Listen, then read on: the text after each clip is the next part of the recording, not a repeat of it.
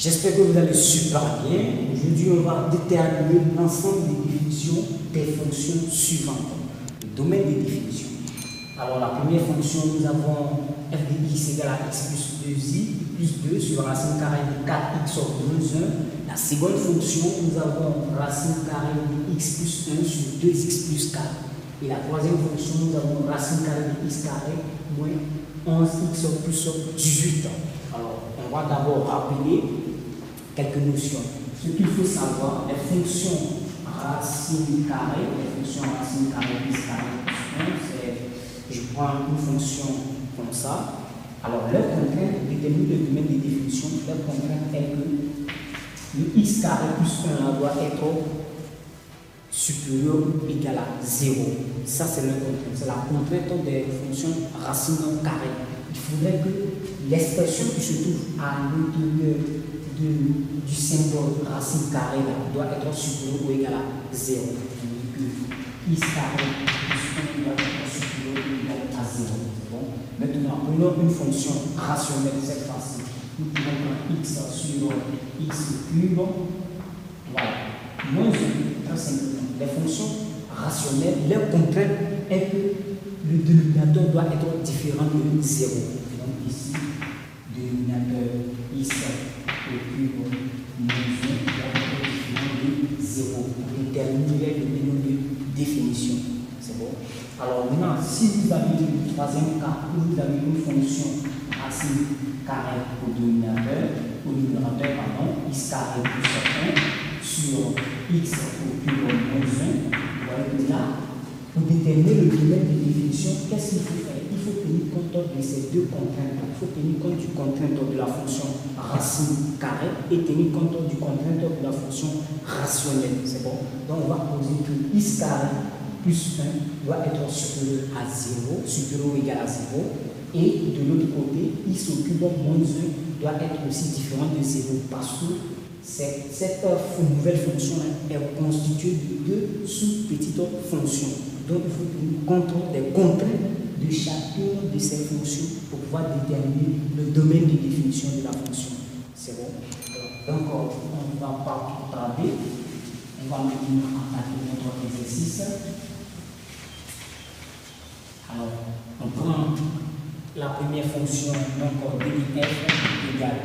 Vous voyez que là, c'est une fonction rationnelle avec une fonction racine carrée. C'est bon? Donc, il faut tenir compte de ces deux contraintes. Donc, on va poser que, comme c'est une fonction rationnelle, on dit que le dénominateur doit être différent de 0. C'est bon? Le dénominateur doit être toujours différent de 0. Donc, ça fait racine carrée, donc quel que soit x élément r, tel que racine carrée de 14x moins 1 doit être différent de 0. Voilà, on va résoudre l'équation. Donc, posons racine carrée de 4x moins 1 égale à 0. C'est bon? Ce qui est 4x moins 1 égale à 0. Ce qui est x 4x égale à 1. Ce qui est x égale à 1 quart. Voilà. Et on va du coup, le domaine de définition de f est finalement égal à r vu du surnombre. C'est bon, r vu du 1 quart. Ça veut dire que c'est 1 quart seulement qui peut annuler le dénominateur. Donc, d de f égale à r vu de 1 quart. Voilà. Voilà le domaine de définition de la première fonction. Alors, on prend la seconde fonction. Ici, nous avons une fonction rationnelle.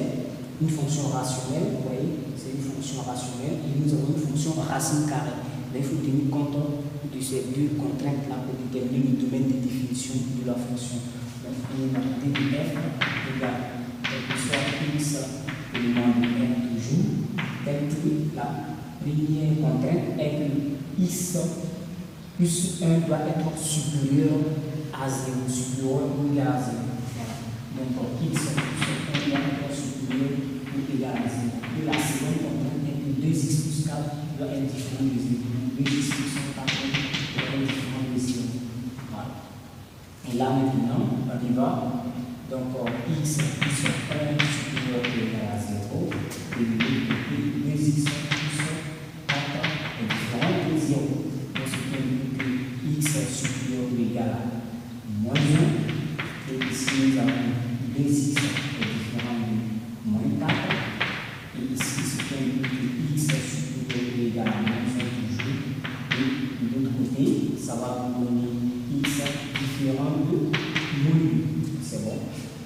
qu'est-ce qu'on fait par la suite maintenant? Il faut faire l'intersection de ces deux contraintes-là pour déterminer le domaine de définition de la fonction. Donc, ici, on voit, nous avons moins 2 et moins 1. Donc, ici, nous avons moins 2 et nous avons moins 1 ici.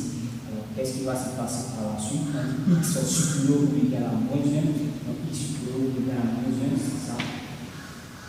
Et l'autre côté, x différent de moins 1. Ça prend tout le monde, sauf moins 2. Alors, vous voyez l'intersection de ces deux-là, de ces deux droites que nous avons ici, c'est là. Voilà la partie où on voit ces deux droites.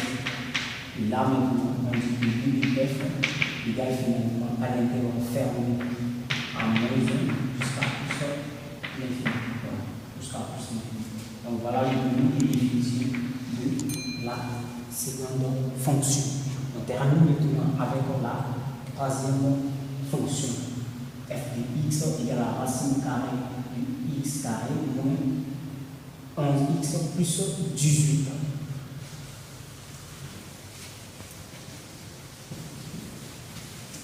La troisième fonction, vous voyez que c'est une fonction à racine carrée tout simplement. Ce n'est pas une fonction rationnelle.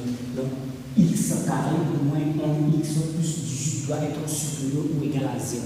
Donc on va résoudre cette inégalité-là.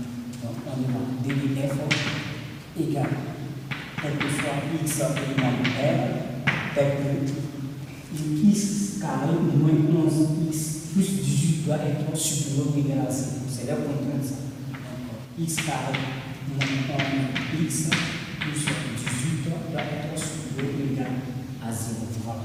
Avant de déterminer le domaine de définition, il faut toujours poser la condition. C'est très important. On va maintenant résoudre cette inégalité-là et prendre la partie où x carré moins 11x plus 18 est supérieur ou égal à 0.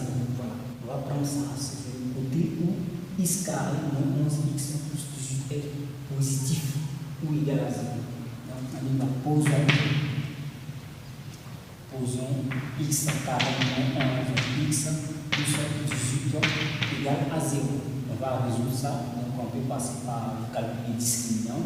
Le discriminant est égal à quoi? Donc ça nous fait 11 au carré moins 4 fois 1 fois 18 qui est égal à 11 au carré, ça fait 121 moins 4 fois 18, ça vous fait 72. Donc ici, ce qui indique que le discriminant égal à 49, ce qui indique que racine carrée de discriminant égale finalement à 7. Donc on y va x1 égale maintenant à moins 11, donc ça fait 11, moins 7 sur 2. Voilà. En fait, moins 11, donc ça vous fait moins 4 sur 2. Ça vous fait 4 sur 2, donc il fait 2. Voilà. Et ici vous avez x2 qui fait 11 plus 7 sur 2, donc ça vous fait 18. Et là, vous avez 9. C'est bon? Donc x1 égale à 2 et x2 égale à 9. Vous pouvez dresser maintenant votre tableau, tout simplement, de cette manière-là. Ici, vous avez x, ici, vous avez x carré, moins 11x plus 18. Voilà. Et là, vous avez moins l'infini, vous avez plus l'infini, vous avez 2 et 9. Donc, vous avez 2 et vous avez 9. Voilà. Et on va donner maintenant le signe ici, puisque le polynôme, le a est positif, donc on dit à l'extérieur du tableau, ça prend le signe positif. À l'extérieur des zéros, ça prend le signe positif. Et ici, ça prend le signe négatif. Vous voyez maintenant que cette fonction-là, elle est positive sur l'intervalle moins l'infini à 2 et de 9 à plus l'infini. Voilà. Donc, elle s'annule en 2 et 9. Donc, le domaine de définition, on avait dit que x carré moins 1x plus 18 doit être supérieur ou égal à 0. Donc, le côté où il est positif là, c'est ça ici. L'intervalle moins l'infini à 2 et de 9 à plus l'infini, y compris 2 et 9. Parce qu'elle s'annule en 2 et 9.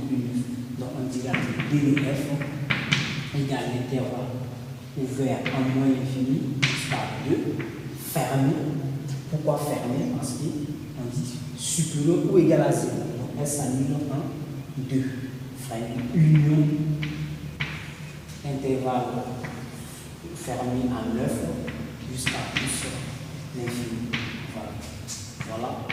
Finalement, le domaine de définition de la fonction f de x égale à racine carrée de x carré, 11x plus 18. C'est bon. Voilà un peu ce qu'il fallait faire à ce niveau-là. Et je pense que maintenant, vous n'aurez plus peut-être des difficultés avec ça. Donc, en conclusion, lorsqu'on vous demande de déterminer le domaine de définition des fonctions rationnelles avec la fonction racine carrée dans la même expression, il faut tenir compte de ces deux types de contraintes. C'est bon, il faut chercher à lever les deux types de contraintes afin de déterminer le domaine de définition de la fonction proprement dite. Merci.